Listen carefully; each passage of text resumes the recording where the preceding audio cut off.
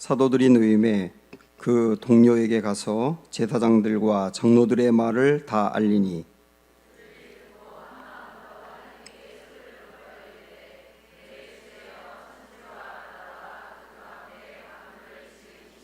또 주의 종 우리 조상 다윗의 입을 통하여 성령으로 말씀하시기를 어찌하여 열방이 분노하며 족속들이 허사를 경영하는고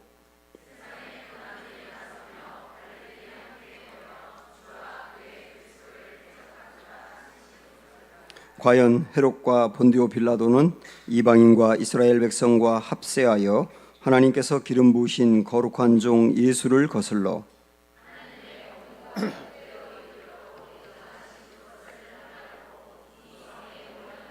주여 이제도 그들의 위협함을 굽어 보시옵고 또 종들로 하여금 담대히 하나님의 말씀을 전하게 하여 주시오며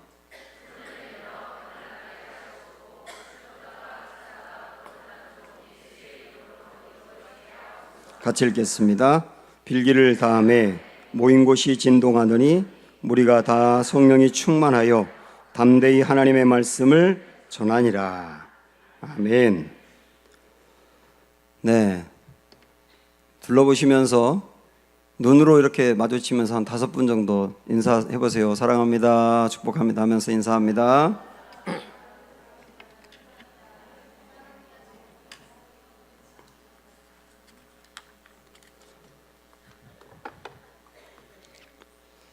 제가 군목으로 입대해서 훈련을 받을 때 한창 이제 훈련을 받는데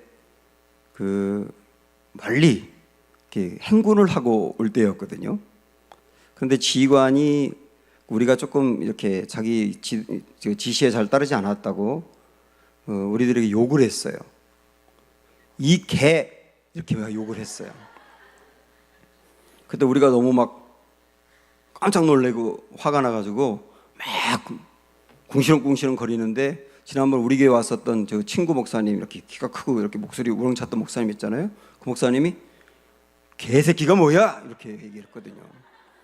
그래서 그게 이제 걸렸어요. 그래가지고 그 지휘관이 그 친구 목사를 앞에 놓고 당신 더블백사가 뭐냐면 당신 퇴소하고 장교로 이제 훈련 못 받고 병사로 가 그 얘기예요.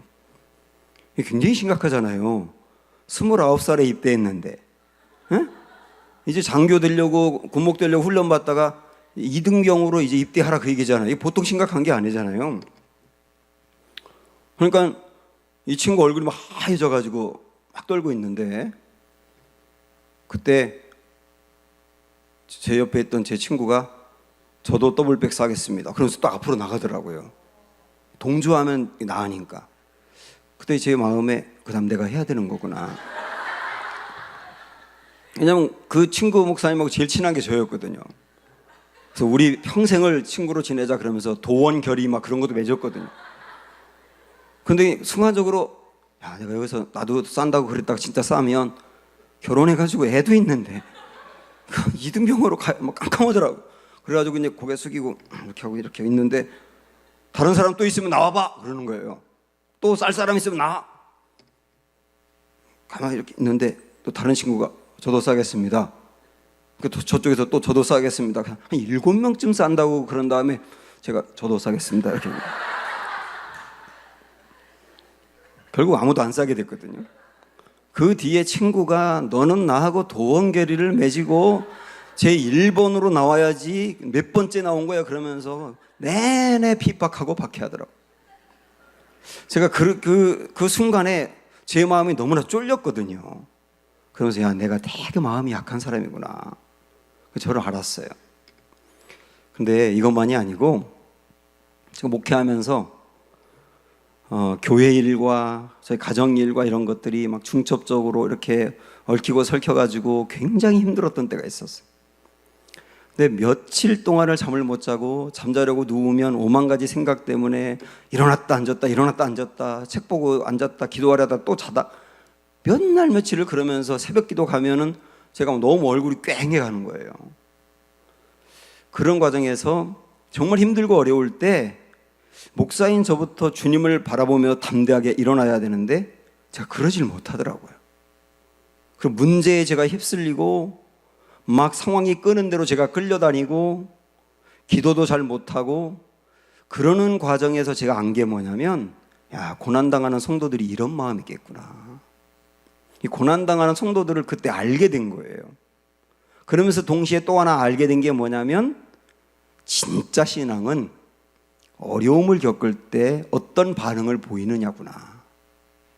그런 생각이 딱 들었던 거예요.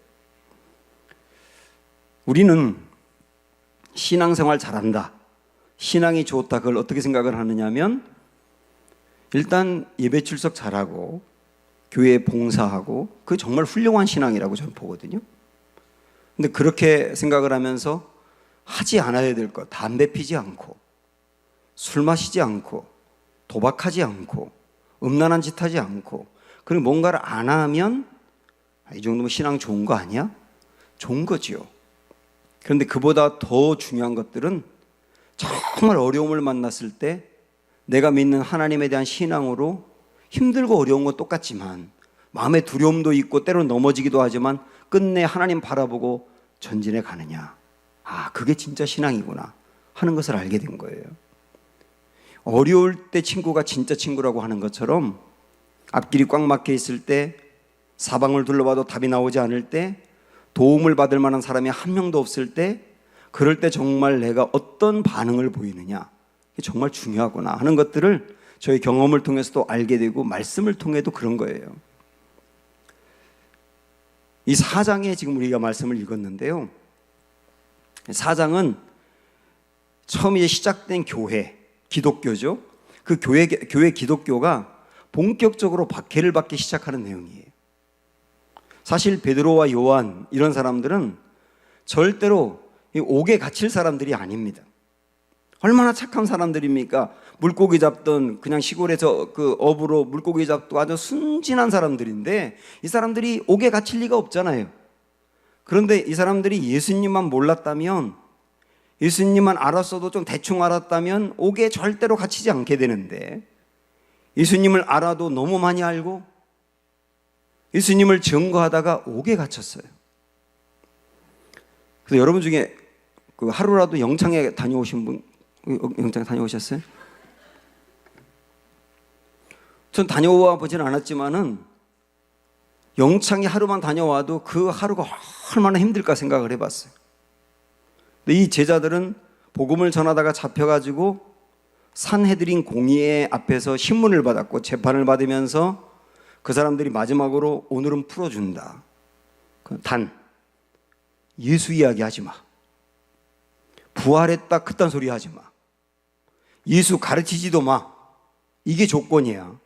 만약에 한 번만 더 그러다가 잡히면 이제 하루 영창에 있다가 훈방되는 정도가 아니야. 너희들 각오해. 이렇게 말한 사람들이 제자들을 이렇게 하면 죽이고 이렇게 하면 살릴 수 있는 고난이 있는 사람들이었다니까요. 매를 몇 다 맞는 정도가 아니고 이렇게 하면 죽일 수 있는 그 사람들이 그런 엄포를 한 거예요. 얼마나 가슴 쫄릴 상황입니까? 그 이야기를 듣고 훈방 조치가 된 겁니다. 풀려났어요. 그런데 풀려나고 난 다음에 그 다음에 이들이 하는 말을 한번 보세요. 23절 24절. 우리 그 제자들의 그 느낌을 가지고 그 상황을 한번 고려해 가면서 한번 이 말씀을 읽어보겠습니다. 23절 24절 시작. 사도들이 노임에 그 동료에게 가서 제사장들과 장로들의 말을 다 알리니 그들이 듣고 한 마음으로 하나님께 소리를 높여 이르되 대주제여 천지와 바다와 그 가운데 만물을 지으니시여. 이들이 풀려나고 난 다음에 이제 교회 성도들을 만나서 한 마음으로 하나님께 기도하는데 제일 먼저 무슨 기도를 하느냐면 하나님을 찬양해요. 대주제여. 대주제여, 그 말은 뭡니까? 온 세상의 진정한 주인이시고 왕이신 주님, 그 말이잖아요. 그러면서 주님은 천지 만물을 만드신 분이십니다. 하나님을 찬양한다니까요.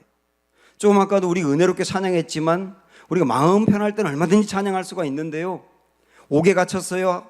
그리고 엄포를 듣고 왔어요. 정말 두려운 상황이에요. 근데 그들이 제일 먼저 꺼내는 말은 주님 찬양합니다. 주님 찬양합니다. 놀라운 찬양을 하고 있단 말이죠. 그러면서 그 다음에 뒤로 쭉 넘어가면서 그 다음에 기도를 하는데, 기도의 내용이 뭐냐면 이런 기도를 해요. 29절 30절 보세요. 시작. 주여, 이제도 그들의 위협함을 굽어 보시옵고 또 종들로 하여금, 그 다음 뭐라고 합니까? 담대히 하나님의 말씀을 전하게 하여 주시오며 손을 내밀어 병을 낫게 하시옵고 표적과 기사가 거룩한 종 예수의 이름으로 이루어지게 하옵소서 하더라. 이들이 기도하는데, 주님 너무 두렵습니다. 다시는 우리가 영창에 가지 말게 해주세요. 다시는 우리가 잡히지 말게 해주세요. 다시는 이런 어려운 일이 생기지 않게 해주세요. 이렇게 기도한 게 아니라 뭐라고 기도하느냐면, 주여, 우리가 그런 위협을 받았지만 한 번만 더 예수님 이야기하면 잡힌다고, 그 다음에 죽을지도 모른다는 그런 두려운 이야기를 들었지만, 주여 기도합니다. 담대히 주님의 말씀 전하게 해주세요. 이 엄청난 기도를 드리고 있는 거예요. 그러면서 주님의 말씀이 효과적으로 증거되기 위해서는 그냥 말로만 잘 안 되니까 기사와 표적이 나타나고 병자들이 낫는 것을 통하여 복음의 문이 활짝 열리기 원합니다. 그렇게 기도를 하는 거예요. 이게 제자들의 기도예요. 이들이 중요한 것은, 이렇게 기도하게 된 것은요, 우리가 앞으로 계속 복음을 전할 겁니다, 그 얘기 아닙니까? 전해야 돼. 담대히 전하게 해주세요. 그리고 잘 증거되게 해주세요. 이렇게 이 어려운 상황에서 기도할 수 있는 것은 왜 그러냐면, 잘 들으세요. 제자들은 알았어요. 뭘 알았느냐면, 예수 그리스도의 복음을 증거하고 주님을 따르는 길에는 고난이 반드시 있다는 것을 알았기 때문이에요. 그럼 이걸 생각을 해보세요. 왜 내가 예수님을 잘 믿는데, 왜 주님을 잘 따르는데 이렇게 신앙생활 잘하려고 하는데 어려움이 생기는 겁니까가 아니고, 주님을 따르는 길에는, 제대로 주님을 믿으려고 하는 길에는 고난은 반드시 있다고 하셨습니다. 그걸 받아들였단 말이에요, 마음으로. 그래서 이들이 우리 아까 봤지 않습니까? 하나님을 찬양했잖아요. 하나님 대주제여, 하나님은 온 천지를 만드신 분이십니다라고 하나님을 찬양하고 난 다음에 그 다음에 하는 기도를 보시면, 자 25절 시작. 또 주의 종 우리 조상 다윗의 입을 통하여 성령으로 말씀하시기를. 이게 어디냐면 시편 2편의 말씀이에요. 시편 2편 1절 2절이라고 거기 여러분 성경에도 주석이 되어 있지 않습니까? 기억이라고 써 있고. 자, 근데 어떤 말씀을 했느냐면, 어찌하여, 시작. 어찌하여 열방이 분노하며 족속들이 허사를 경영하였는고, 세상의 군왕들이 나서며 관리들이 함께 모여 주와 그의 그리스도를 대적하도다 하신 이로소이다. 이게 무슨 말입니까? 주님, 그 옛날 다윗이 쓴 시편 2편을 통하여서 그때 이미 말씀하시지 않았습니까? 온 세상의 군왕들이, 힘 있는 권세자들이 다 일어나서 예수 그리스도와 그를 믿는 사람을 대적한다고 이미 말씀했지 않습니까? 시편 2편에 있던 그 말씀이 지금 이루어지고 있지 않습니까? 예수님을 믿고 따르는 그 길은 평안하고 탄탄대로만 열리는 것이 아니고 세상의 군왕과 힘 있는 사람들이 대적한다고 했지 않습니까? 대적한다고 했으니 지금 우리가 대적을 당하고 어려움 당하는 게 마땅하지요, 당연하지요 하고 받아들였단 말이에요. 그럼 이 시각의 차이는 굉장히 중요한 거예요. 사실 우리 예수님을 따르는 길을 말씀하시면서 나를 따르는 길은 쉽다, 평탄하다, 앞길이 환히 열려있다 이렇게 말씀하신 적이 단 한 번도 없어요. 우리 예수님이 가르쳐 주신 기도 중에 주기도문 말씀을 보더라도 시험에 들지 말게 해주소서라고 기도하라 그랬지 않습니까? 그 시험에 들지 말게 해주소서는 고난이 없게 해주세요가 아니잖아요. 고난이 있더라도 고난 때문에 시험에 들지 말게 해주세요. 그 기도지 않습니까? 우리 주님은 나를 따르는 길은 자기를 부인하고 자기 십자가를 진다라고 말씀하셨잖아요. 끊임없이 안락한 삶, 편안한 삶, 대충 믿어도 되는 삶, 그거를 부정하고 이렇게 신앙생활하면 안 돼라고 부인하고 주님이 걸으신 그 십자가의 길을 나도 묵묵히 따라가야 돼. 예수 믿는 길은 어려움이 있을 수밖에 없는 거야. 때로는 사람들의 박해가 있을 수 있고 사람들로부터 무시를 당할 수가 있고 내가 다른 사람에게 예수 믿는 것 때문에 양보하다 보니까 어려움을 당할 수도 있고 상처를 받을 수도 있고 내 길이 막힐 수도 있고 어려움이 있는 거야. 그래도 주님 바라보며 묵묵히 걸어가야 돼. 주님 그렇게 말씀하셨잖아요. 그렇게 말씀하셨지 단 한 번도 나를 따르는 길은 편안해 탄탄대로야 이렇게 말씀하시는 길이 어저기 없지 않습니까? 사실 제자들은 그 말씀을 들었기 때문에 그래 맞아 예수님을 따르는 길은 어려움이 있다고 했어. 당연한 거야. 지금 우리가 어려움 당하는 거 당연한 거야. 받아들였단 말이에요.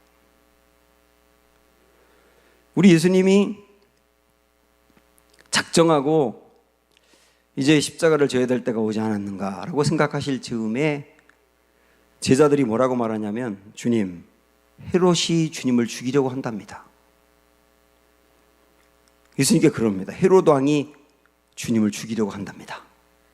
그때 우리 예수님이 뭐라고 하셨느냐면 오늘과 내일과 모레 나는 내가 갈 길을 가리라. 헤롯이 나를 죽이려고 한다고? 오늘과 내일과 모레 나는 하나님이 걸으라고 하는 그 길을 걸어야 돼. 그럼 묵묵히 십자가의 길을 걸으신 거잖아요. 바울이 1차, 2차, 3차 전도 여행을 다 마치고 예루살렘으로 돌아가려고 하거든요. 그래서 이 바울은 예루살렘으로 가야 되는구나 하는 것을 알고 예루살렘 쪽을 향하여 발길을 그쪽으로 돌렸어요. 근데 그때 바울을 사랑하는 사람들이, 기도하는 사람들, 예언하는 사람들이 뭐라고 말하냐면 선생님, 예루살렘으로 가면 결박을 당한다고 합니다. 예루살렘으로 가면요 거기서 잡혀가지고 옥에 갇히고요 모진 고난을 당한다고 제가 예언합니다. 제가 하나님으로부터 그걸 들었어요. 자, 그럼 여러분이 바울이라고 한다면 그 예언한다고 하면서 하나님의 말씀을 들었다고 하면서 그런 얘기를 할 때 해석이 필요하거든요. 바울은 그래 예루살렘으로 가란 얘기일까 가지 말란 얘기일까 해석을 해야 되잖아요. 응? 거기서 결박을 당한다고 하니까 가지 말라는 말씀일까? 아니면 결박이 있지만 가라는 말씀일까? 해석을 해야 되잖아요. 바울은 어떻게 해석합니까? 결박이 있지만 가라는 말씀이야 하고 가서 정말 결박을 당하잖아요. 제가 이 말씀을 아까 말씀 준비하면서 묵상하면서 주님이 제 마음에 이렇게 정리해 주는 말씀이 뭐냐면 꼭 쉬운 길, 편한 길, 안락한 길, 아무런 어려움이 없는 길, 꼭 그런 길이 하나님의 뜻인 것만은 아니다. 고난의 길, 예수 믿으면서 당하는 시련과 어려움, 상처와 아픔, 그런 것들이 꼭 하나님의 뜻이 아닌 것도 아니다. 어려움과 고난의 길, 아픔의 길이 그것이 하나님의 길일 수도 있는 거다. 우리는 어떤 생각을 하느냐면 어려우면 하나님의 뜻이 아니라고 생각할 가능성이 있어요. 그리고 쉬운 길은 하나님의 뜻이라고 생각할 가능성이 있어요. 그런데 예수님도 그랬고 바울도 그랬고 제자들도 그렇고 어려운 길이 오히려 하나님의 뜻이었던 거예요. 하나님의 길이었던 거예요. 근데 주님을 따르는 길에는 불가피하게 그런 어려움들이 있다 말씀하시잖아요. 우리가 아까도 제가 말씀드렸지만 예수님을 믿으면서 당하는 많은 내 마음의 내적 갈등은 뭐냐면 왜 내가 이렇게 열심히 하는데 어려움이 생겨요? 라고 하는 거예요. 근데 예수를 따르면서 제대로 믿으려고 할 때는 어려움이 있는 거야. 이건 마땅하고 당연한 거야. 주님도 말씀했고 바울도 말씀했고 제자들도 그 길을 걸었어 라고 받아들일 때 고난에 대처하는 자세가 달라지는 거예요. 제가 오늘 새가족 가정에 이제 신방 가서 예레미야 39장 말씀을 나누었거든요. 그 예레미야 39장에 보면 어떤 내용이냐면 남유다가 바벨론에 완전히 망합니다. 그리고 마지막 왕이었던 시드기야가 잡혀서 두 눈도 뽑히고 나라는 잃었어요. 그때까지 에레미야는 옥에 갇혀 있었어요. 시드기야 왕이 에레미야를 미워해서 옥에 가뒀었거든요. 그런데 바벨론 사람들은 에레미야를 굉장히 좋게 봤어요. 그래서 바벨론이 남유다를 정복하자마자 명령을 해가지고 그 왕이 빨리 에레미야를 옥에서 꺼내줘라 그랬습니다. 에레미야는 바벨론에 가면 다니엘같이 대우를 받을 수가 있어요. 그 바벨론이라고 하는 큰 제국에 가서 다니엘같이 어쩌면 출세도 할 수 있고요, 안락하고 편안하게 살 수도 있고요, 그래서 고생하지 않아도 됩니다. 그런데 제가 오늘 말씀에 예레미야 39장 14절을 봤더니 예레미야가 옥에서 석방이 된 후에 그 땅에 남아서 고통받는 백성들과 함께 하더라고요. 자, 나라를 잃었어요. 이쪽은 나라를 잃었어요. 나라를 잃은 곳은 주권도 없어요. 아무것도 없어요. 비참해요. 이제 농사를 줘도 빼앗겨요. 소망이 없어요.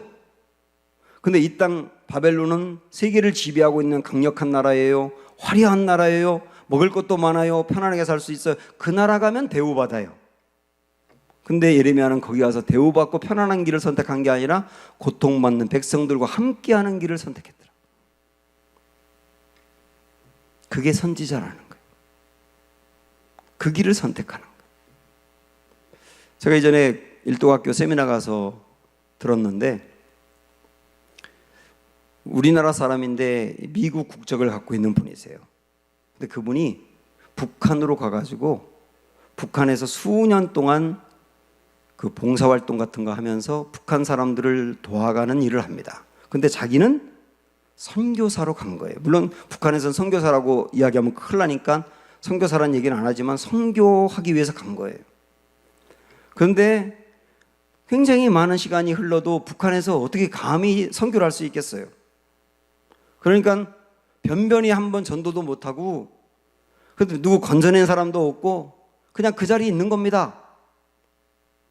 그런데 이전에 북한에서는 껄핏하면 문제를 삼아가지고 그 나라에 와서 봉사하는 사람들 잡아가지고 옥에 가둔 다음에 협상해서 돈 얼마 줘라 그러면 풀어줄게, 이런 식으로 해가지고 모진 고문하고 했던 일들이 많았지 않습니까?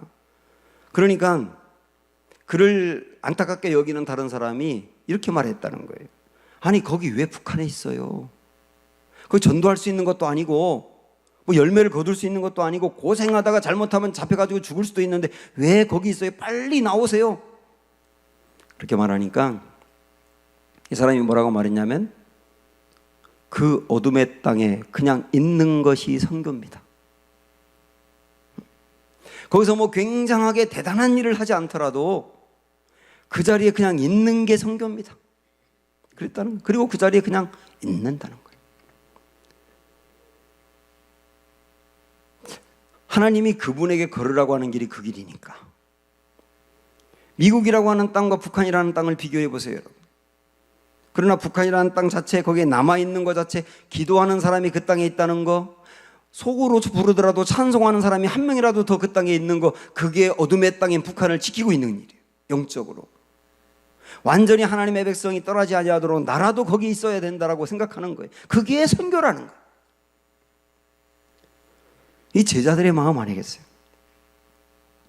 고난과 어려움이 있지만 주님이 걸으라고 하는 길이 그 길이다 라고 여기며, 주여 우리가 다시는 이런 고난을 당하지 않고 쉽게 편하게 살기 원합니다가 아니라, 주여 다시 잡힐 수 있을지 몰라도 담대하게 주님의 말씀을 전하게 해주세요. 주님 전하다가 당하는 고난은 당연한 겁니다. 이렇게 받아들이는 마음. 사랑하는 여러분, 오늘 내가 예수님 믿으면서 당하는 어려움 때문에 혼란스러웠다고 한다면, 이거는 주님을 바로 믿는데 있을 수 있는 당연한 길이다.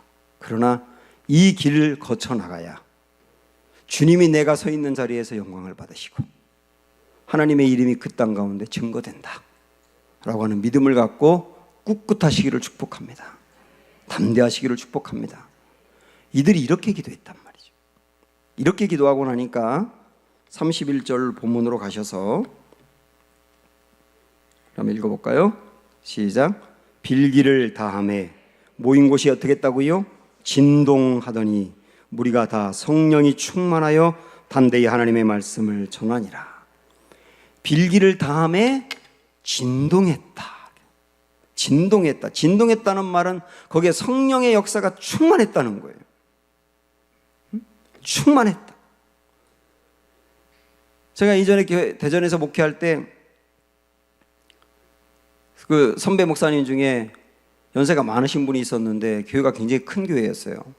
그 목사님이 저에게 만나기만 하면 유 목사 요즘 선교교회 어때? 늘 그렇게 물어보시거든요. 그러면 제가 뭐라고 대답하냐면 평안합니다. 좋습니다. 부흥돼?